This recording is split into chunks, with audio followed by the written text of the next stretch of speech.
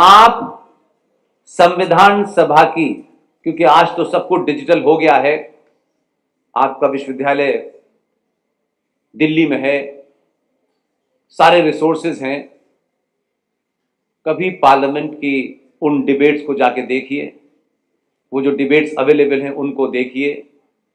और ये कोई एक राष्ट्र के रूप में 70 साल कोई बड़ी चीज नहीं होती, एक नुक्ते के बराबर, एक लम्हे के बराबर होता है।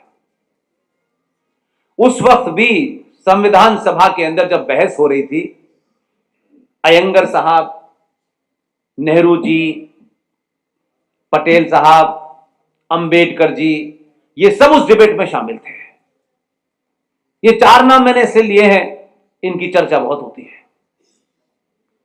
उस वक्त कहा गया कि संविधान को सेकुलर होना चाहिए।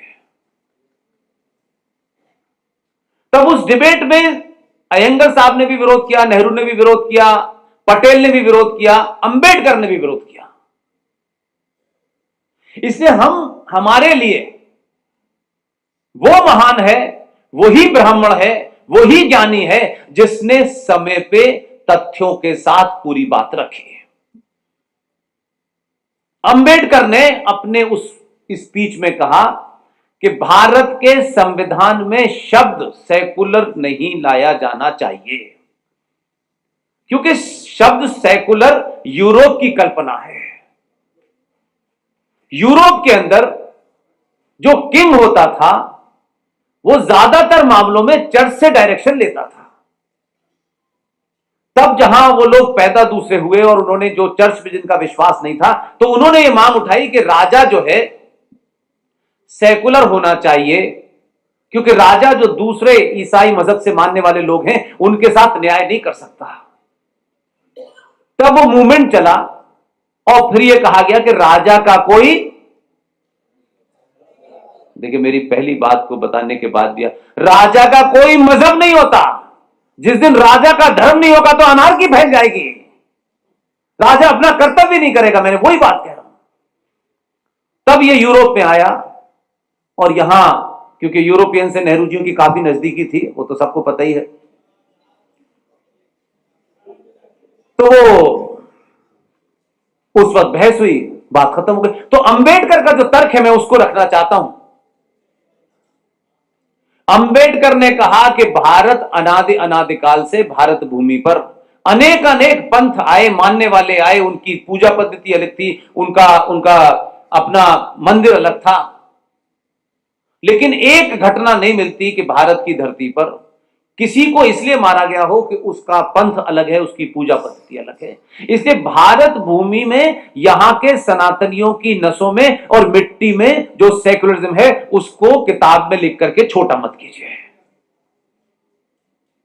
ताज्जुब है, जो लोग दिन भर आजकल वो घूम रहे हैं, जो सोने से आलू बना रहे हैं बेचारे, वो आजकल अंबेडकर की बात बहुत कर रहे हैं, पिछड़ों की बात बहुत कर रहे हैं, दलितों की बात बहुत कर रहे हैं, लेकिन बता नहीं रहे इसके बारे में। उस पर खूब चर्चा हो रही है, लेकिन यह कोई नहीं बताता है कि अंबेडकर के लिखे संविधान जो 26 नवंबर 1950 को लागू हुआ, उस अंबेडकर के संविधान में मात्र 24 सालों के बाद ऐसा क्या हो गया, किसके दबाव में हुआ, पार्लियामेंट में वो 35 कौन लोग थे जो केजीबी के डायरेक्टर ने अपनी किताब लिखी है कि ये हमारे पेमेंट पेरोल पर थे, कौन लोग थे वो, किस दबाव में आपने 42nd अमेंडमेंट रात के अंधेरे में जब ज्यादातर नेता जेलों के अंदर थे 1976 में भारत के प्रियम्बल के अंदर सेकुलरिज्म और सोशलिज्म शब्द डाला, जो पास भी नहीं हुआ पार्लियामेंट से। तो जो लोग सेकुलरिज्म की दुहाई दे रहे थे, तो अंबेडकर का संविधान मात्र 24 साल के अंदर कम्युनल हो गया, तो आपने लिखित में डाला। अब उसमें हमसे ही उम्मीद की जा रही है 80 करोड़ समाज से कि आप सेकुलर हैं, और सेकुलर समाज के लिए शब्द नहीं है, राजा के लिए था। और इस पाखंड, इस झूठ, इस चोर, मक्कारी, डकैती जो रात में आपने की इमरजेंसी के जमाने, इसको भी थोड़ी देर के लिए हम एक्सेप्ट कर लेते हैं। तो भारत का संविधान अगर सेकुलर हो भी गया है तथाकथित तौर पे, क्योंकि सेकुलर का अर्थ आज जो आप बोल रहे हैं यह है ही नहीं। 76 में जब इसको डाला जा रहा था तो इस दिल्ली के अंदर एक बहुत बड़े विद्वान थे जिनका बेटा सुप्रीम कोर्ट में लाइव देखा होगा कि जज कैसे बनाते हैं।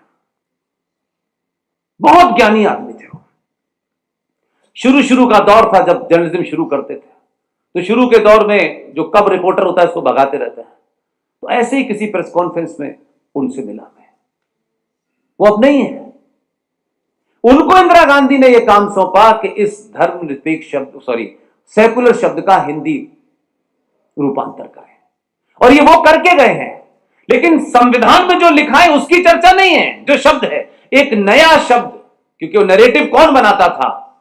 वो जो 35 लोगों को पेमेंट के रोल पे थे और उसी जमाने जेएनयू बनी, तब बनते थे नैरेटिव। भारत सेकुलर मीन्स धर्मनिरपेक्ष, सेकुलर मीन्स धर्मनिरपेक्ष नहीं।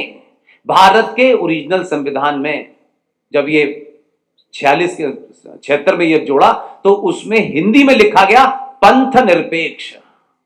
लेकिन हम सब लोग धर्मनिरपेक्ष बोलते हैं, जिसे हम अपने आप को गाली देते हैं।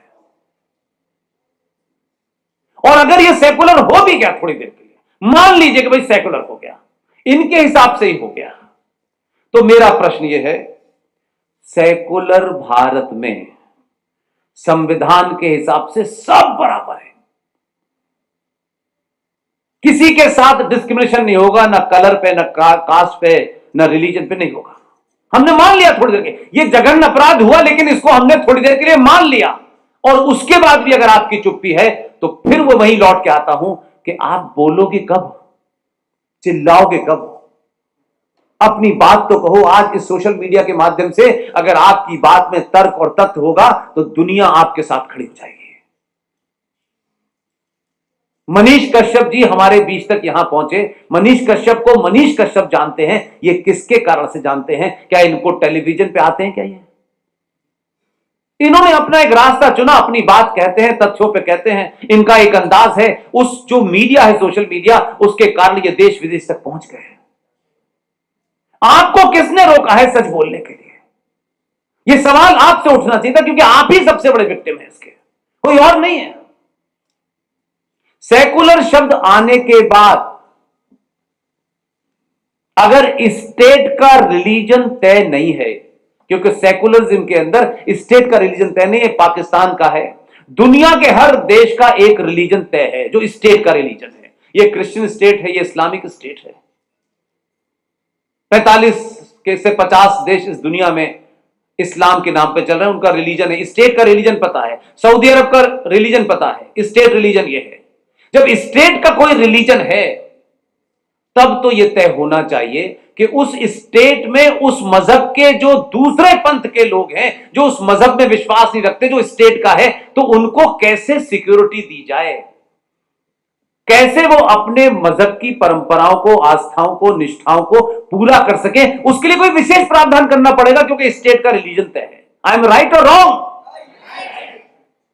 भारत का स्टेट रिलीजन है ही नहीं, और जब भारत का स्टेट रिलीजन नहीं है और जब सब बराबर हैं, तो मेरा सबसे बड़ा सवाल यह है कि ये कौन सी न्याय व्यवस्था है कि भारत के चर्च,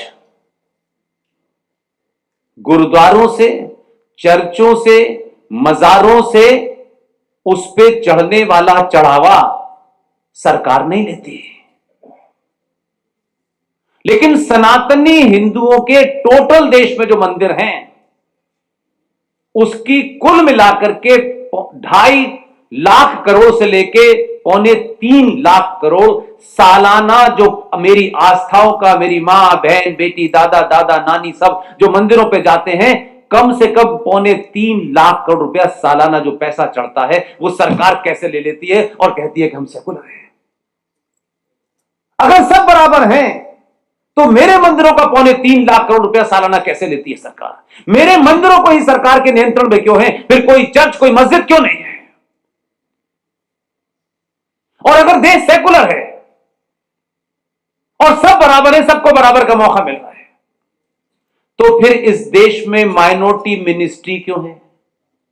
माइनॉरिटी कमीशन क्यों है? सच्चर कमीशन क्यों है? मुस्लिम पर्सनल लॉ बोर्ड क्यों है? वक्फ बोर्ड क्यों है? मुस्लिम एजुकेशन बोर्ड क्यों है? फिर क्रिश्चियन एजुकेशन बोर्ड क्यों है, फिर उनके जो स्कूल है वो अलग से कैसे चल रहे हैं?